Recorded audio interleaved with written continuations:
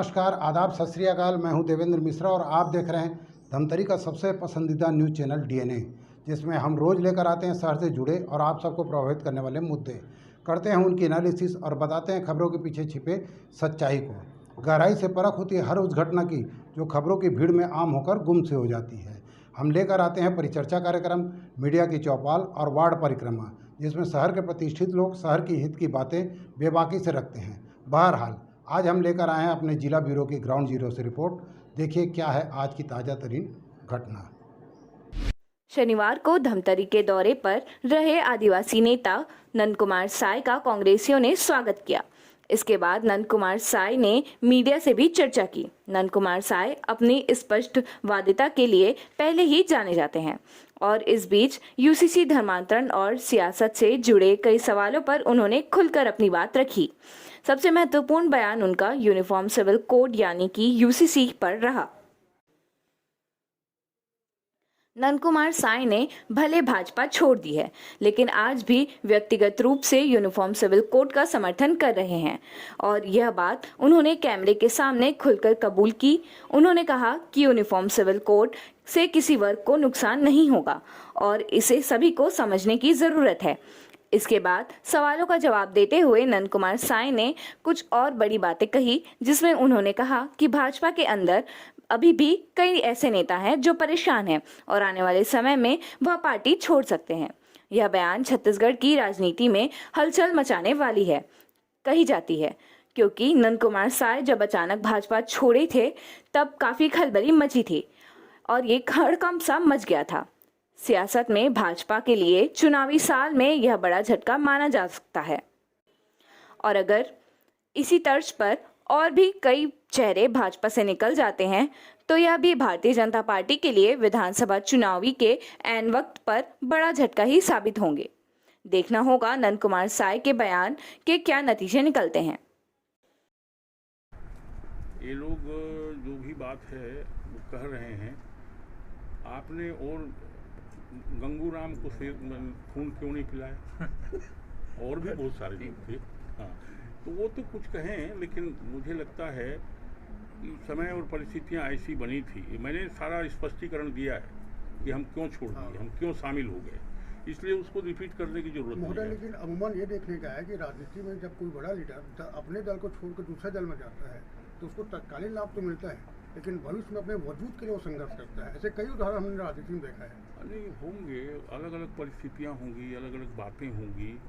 राजनीति तो बदलते रहता है, परिस्थितियां बदलती रहती हैं, लेकिन मुझे नहीं लगता है कि हम जब से राजनीति में अलग अलग तरीके से अलग अलग बातों को लेकर के हम 3 बार लोकसभा में, राज्यसभा में इधर उधर रहे और कोशिश करते रहे। ऐसी परिस्थितियां कभी आ भी सकती हैं, लेकिन वो तो देखने पड़ेगा। साय जी, भाजपा छोड़ने के बाद और कांग्रेस प्रवेश के बाद आपने किसी चैनल को इंटरव्यू दिया था और उसमें कहा था कि 2003 में अजीत जोगी से लड़कर आपने सरकार बनाई भाजपा की, लेकिन सीएम किसी और को बैठा दिया गया, सीएम आपको होना चाहिए था। अब कांग्रेस प्रवेश के बाद कहीं न कहीं आदिवासी मुख्यमंत्री की आवाज छत्तीसगढ़ में उठती रही है, तो क्या आप अपने लिए सीएम की कुर्सी की संभावना देखते हैं या महत्वाकांक्षा रखते हैं? देखिए, ये बातें उठती रही हैं, नई बात नहीं है, आप ठीक बता रहे हैं, लेकिन ये सारा निर्णय करने का काम किसी भी दल का हाईकमान करता है, केंद्रीय नेतृत्व के हाथ में रहता है। उनकी क्या सोच बनती है इस पर निर्भर। नहीं, आप आदिवासियों के नेता का सीएम आदिवासी होना चाहिए, ये तो बहुत पहले से हम लोग बोलते रहे, मैं बोलते रहा हूँ कि ये प्रदेश इसीलिए बनाया अटल बिहारी वाजपेयी ने कि ये जनजातियों का प्रदेश है, आदिवासियों का प्रदेश है। झारखंड को भी इसीलिए बनाया था। तो लेकिन ऐसी बातें होती हैं, निर्णय तो दल ही करे। देखिए, चुनाव के नजदीक कहीं ना कहीं दल बदल भी बहुत सारे होते रहे, अन्य राज्यों में भी हुए हैं जी। आप लंबे समय तक भाजपा में, आपके वहाँ पुराने दोस्त भी होंगे। हाँ। तो क्या आपके जैसे और लोग वहाँ परेशान हैं क्या, जो छोड़ सकते हैं भाजपा? देखिए, जो परेशान होंगे वो तो छोड़ेंगे। अब वो समय जैसे जैसे आएगा आपको भी दिखाई पड़ेगा। ये जो कैलाश जोशी जी के लड़के जो हैं मध्य प्रदेश, नाम न बताएं, हाँ या नहीं में संकेत नहीं, ऐसी स्थिति आ सकती है। मैं नाम तो एका दुक्का बता सकता हूँ, लेकिन आप लोगों को पहले जानकारी मिली। सर, आदिवासियों के धर्मांतरण को भाजपा अपना हथियार बना रही है, इस पर आप क्या कहेंगे? खासकर बस्तर में आदिवासी। देखिए, लेकिन धर्मांतरण देखो भाई कहीं से भी ठीक नहीं है। धर्मांतरण आदिवासियों का राजनीतिक विषय नहीं है, लेकिन जनजाति समूह का अलग संस्कृति है, अलग उनका जीवन की शैली है, वो समाप्त हो जाएगा। इसलिए धर्मांतरण को रोका जाना चाहिए, कहीं से भी उचित है। यूसीसी पर क्या कहेंगे सर? यूसीसी अब भाजपा के जो है जन्म के साथ ही उनके घोषणा पत्र में रहा है, अब यूसीसी लाने की बात हो रही है, चर्चा चल रही है, आप अब यूसीसी के साथ में या खिलाफ हैं?